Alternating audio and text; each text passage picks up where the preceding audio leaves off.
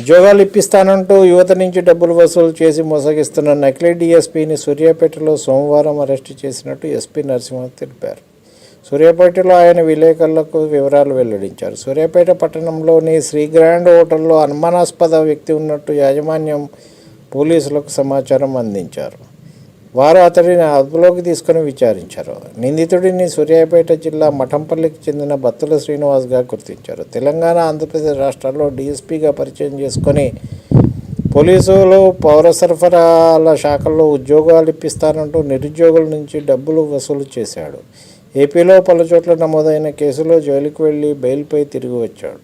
2024 September నుంచి తిరిగి డీఎస్పీగా పరిచయం చేసుకుంటూ మోసాలు ప్రారంభించాడు. కోదాడకు చెందిన యువతికి ఎస్ఐ ఉద్యోగం ఇప్పిస్తానంటూ 36 లక్షలు తీసుకున్నాడు.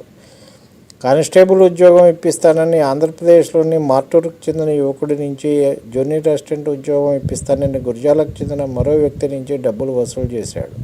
తాజా నిందితుడిని పట్టుకొని 18 లక్షలు, కారు, పోలీసు యూనిఫామ్ తదితరాల స్వాధీనం చేసుకొని రిమాండ్కు తరలించినట్టు ఎస్పీ తెలిపారు. చూడండి, జాగ్రత్తగా ఉండండి, అప్రమత్తంగా ఉండండి. ఉద్యోగాల కోసం ఎవరిని దళారులను ఆశ్రయించకండి.